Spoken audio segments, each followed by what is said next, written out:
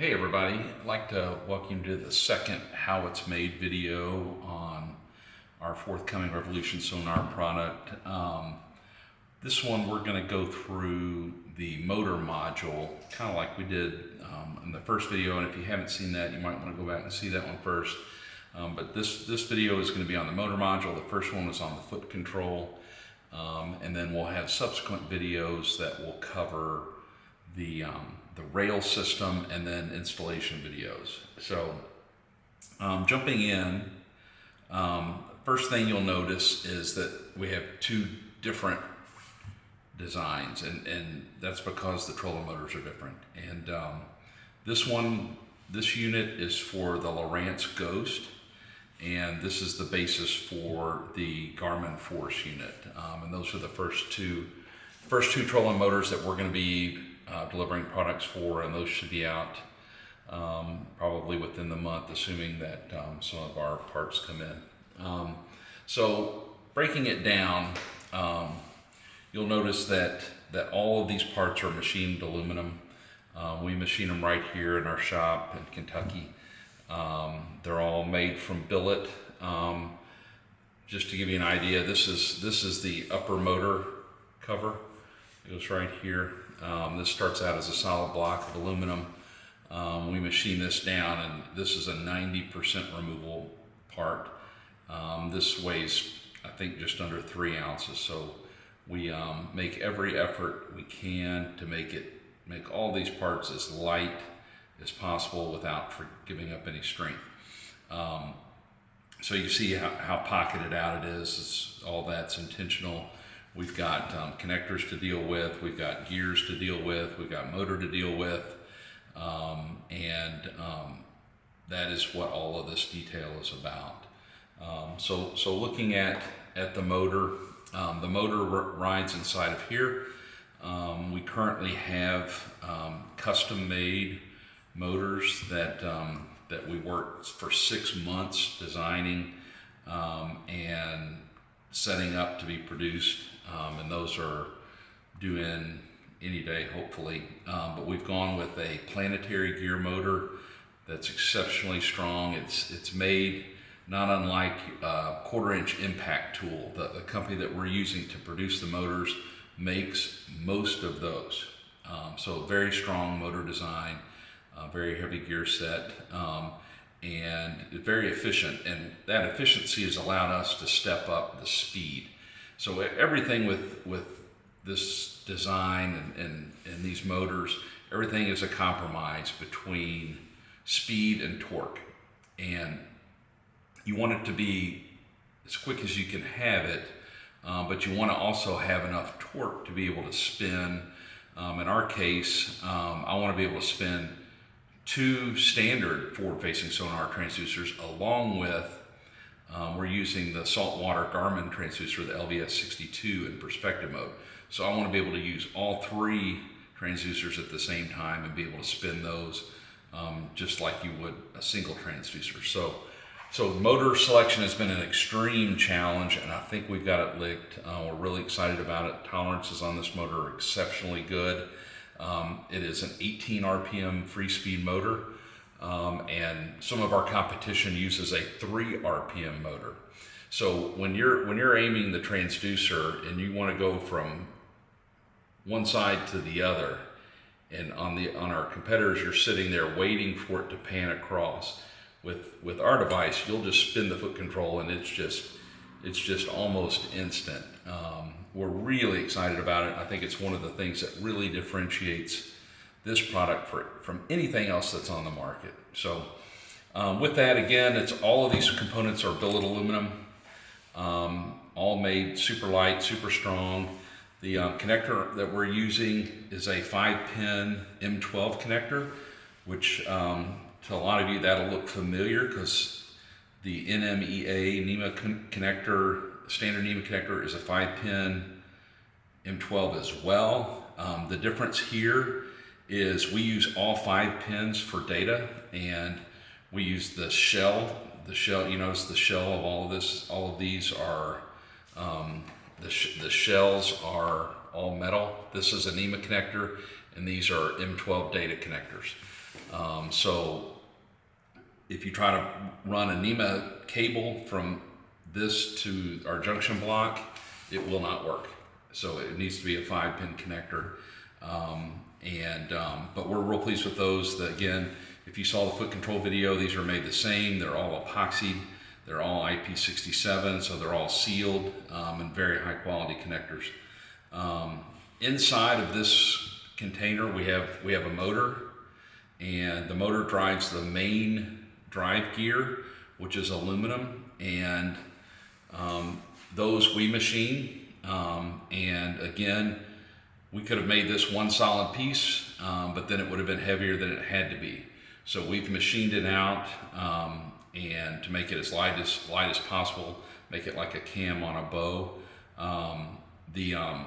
This part needs to be aluminum because we have a set screw through here that attaches it to the D shaft on the actual motor. So it gives us a really nice solid connection. You'll also notice, here's one that's anodized. You'll also notice a groove that runs around the face of this. That groove is important because it's one of the two sealing methods for the sealing the water out of the motor. So that groove corresponds with this groove that's in the motor cover, and we use an X-shaped O-ring in that groove, and this lines up just like that, and it gets preloaded by the set screw. Then we also use another X-shaped O-ring around the shaft, actual shaft. So we've got double sealing on that, and it's been rock solid. So we again trying to make everything as light as possible without giving up any durability. So that's the main drive gear of the motor. This gear spins on top of a circuit board that is epoxy potted into the bottom of this lower motor cover. So we put this together, we epoxy pot it. The circuit board sits like this in the bottom of this, and you'll notice it's got a real crazy shape to it, and that's really important. We use another gear that we also make. It's made out of a Teflon impregnated acetyl plastic, really expensive plastic that's really slick, and this rides in here like this. And this gets spun, and this is how we pick up the directional heading of the trolling motor shaft. So this tells us what direction our sonar device is facing. This tells us what direction the trolling motor is facing. So it's a physical coupling. We don't use a compass. We've played with compasses in the past on the shaft. They drift. So you'll start out with it here, and then over time it keeps drifting one way or the other. So we wanted an actual physical drive connection, and we were able to package that inside of this upper motor cover. So you can kind of get an idea of how that packages. It's really tight, but it's allowed us to keep this really small, really compact. But again, we have chips on this circuit board that pick up the direction of the sonar and pick up the direction of the trolling motor shaft for trolling motor sync mode. So moving on from here, in order for us to pick up the movement of the trolling motor shaft, we had to create a gear that was directly coupled to the shaft.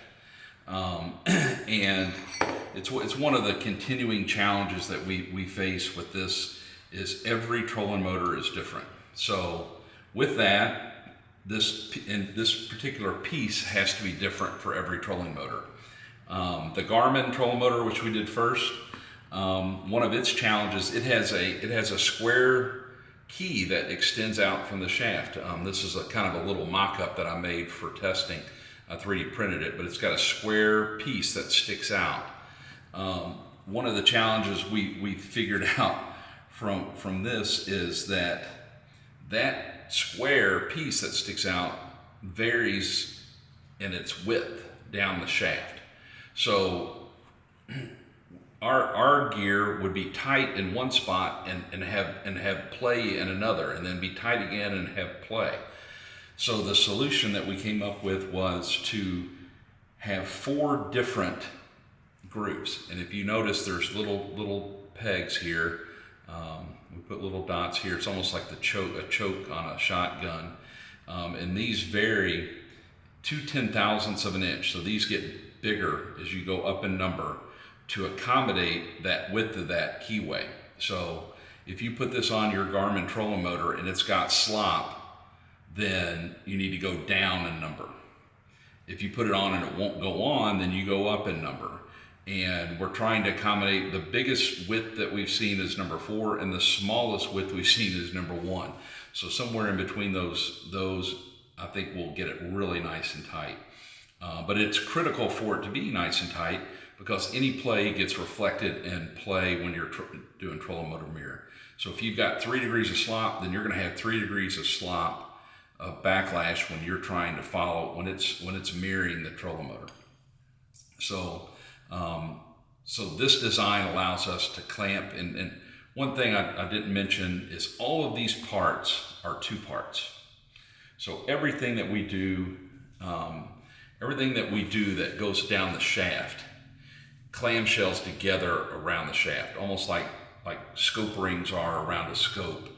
Our parts clamshell, because the first iteration of this device, we had a carbon fiber shaft, and all of these pieces were one piece, and that required you to take the whole trolling motor apart, slide everything on the trolling motor shaft, put it all back together. Now it was light, it was much easier to produce from our end, and allowed us to do a carbon fiber shaft, which kind of looked cool, but we were worried that the OEMs would void the warranty if we did that. So now we've made everything to clamshell it together. And the only parts of this that touch the shaft are this little gear. And in the case of the Lowrance, we grab the upper shaft. The Lowrance has an upper shaft that doesn't rotate, and then an inner shaft that rotates. So this part grabs that upper shaft just like a set of scope rings on a scope. So we clamp with this, and then the rest of this floats. And just jumping into that, again, the Garmin is pretty simple in that this gear just rides in here and turns, and the Lowrance was much more of a challenge. If you've got a Lowrance Ghost and have ever had an issue with that upper bearing, there's a bearing that rides at the upper end of the lower shaft, and the problem we found is it has play in it. There's a collar that's on the shaft that is designed to push a tapered bearing into the metal bearing to center that up. Well, I think that design is not very good, and it just, over time, it wallows out, and then you've got play with the inner shaft to the outer shaft. And what we discovered is when we started putting this together, that play would end up causing play with this gear. So this gear would move around and not be engaged. So we needed a system that did several things. Number one, we needed to be able to push that tapered plastic piece up into that bearing to do a better job of centering that bushing.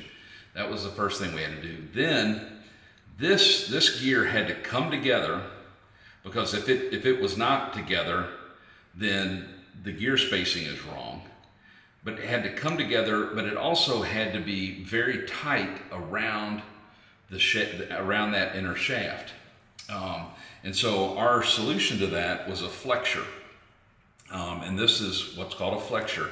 And so this goes together. And again, one thing we like to do is we like to pin things. So I use little 1/8 inch stainless steel precision pins I'll use these a lot, and you'll see them all over the place.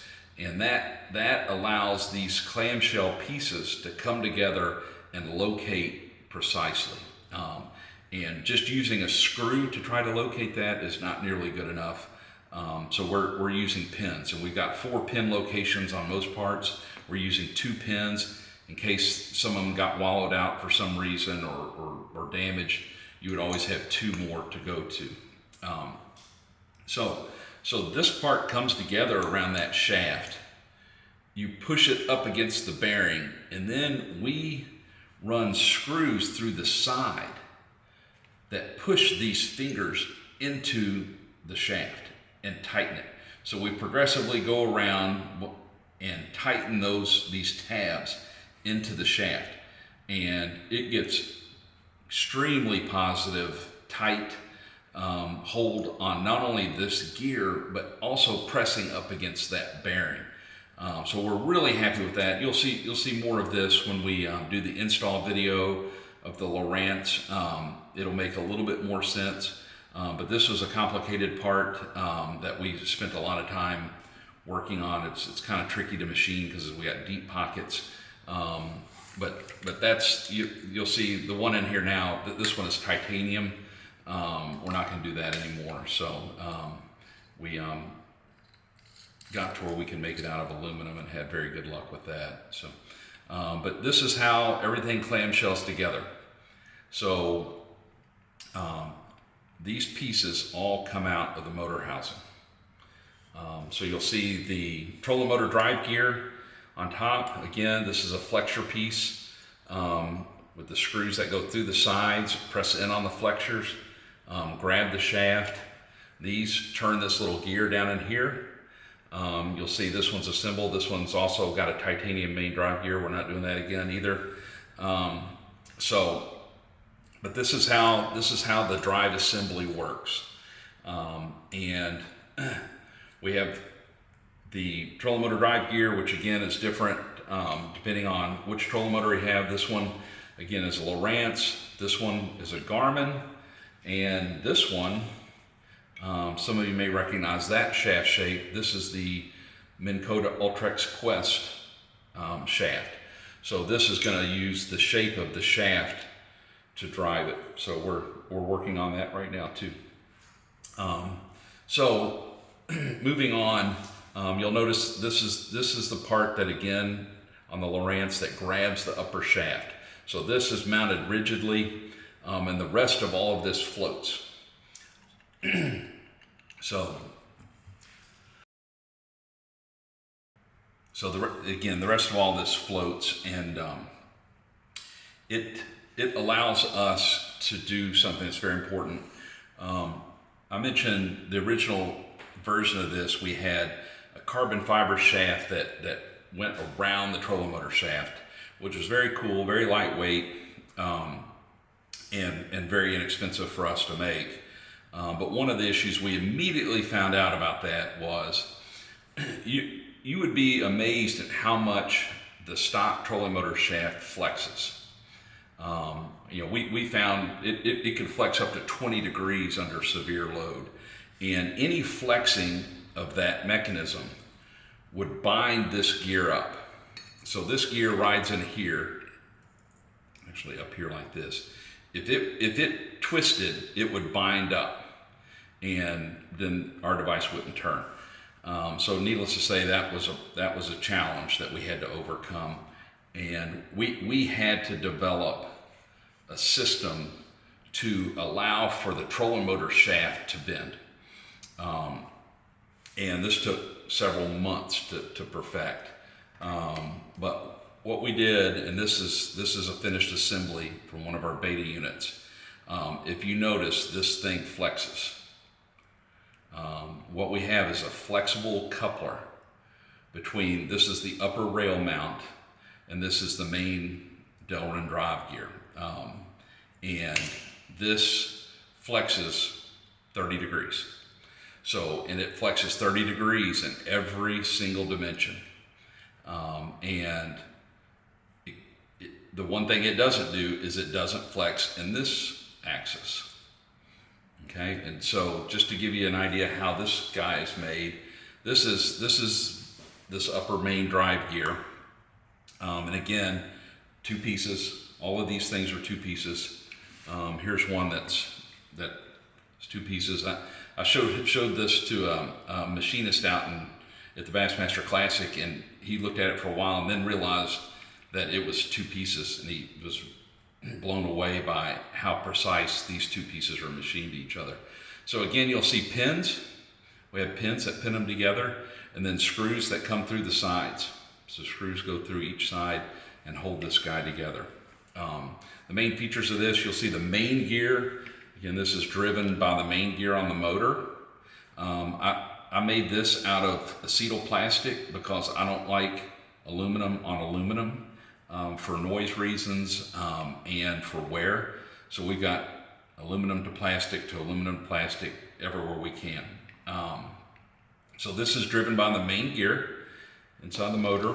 And then this, you'll notice, has a feature on the bottom. And these 3 lobes are super critical for the way this works. What we have is we have 3 lobes on this guy, and we have 3 lobes on this guy. And they're offset 60 degrees from each other. And what that allows us to do is it allows us to mount a flex disc inside between these 2 parts. So this is a disc, this is acetoplastic. We make it when we make the bearing ring that you saw in the first video. This comes out of that as well. So I machine this. It's got grommets on here. These are silicone. We've got EPDM rubber grommets that I had to have custom made that are going to go in the finished units that are a little bit more durable than these. These have a tendency to want to tear. So these mount every 60 degrees. We've got a grommet. So every 120 degrees we mount on these parts. And this one is offset 60 degrees. So what that allows us to do is we've got 3 pins on each side going through 3 different ways, and they flex with each other. This is plastic, and again, it allows us just enough flex, and the grommets take up any play with that flex. And then that allows us to have this kind of action. And without this, none of this works.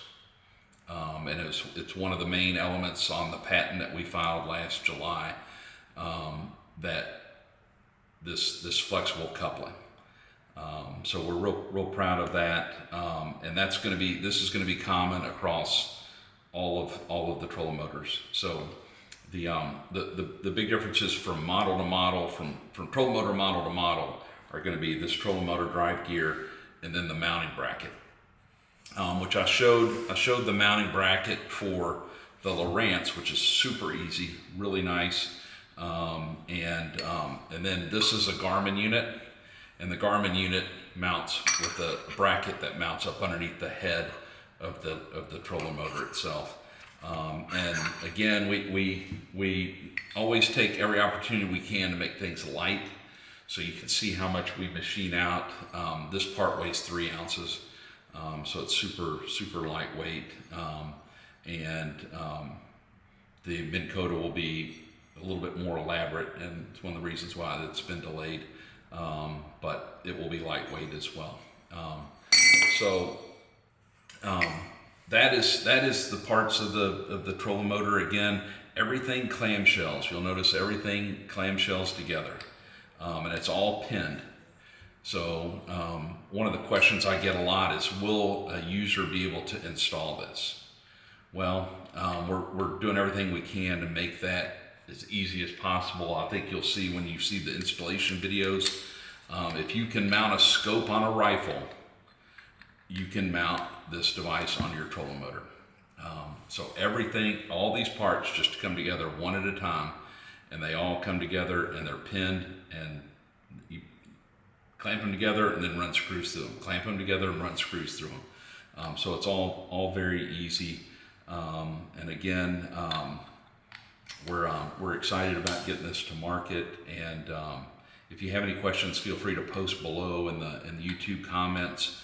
But this again is the second video that we're producing, the second how it's made video.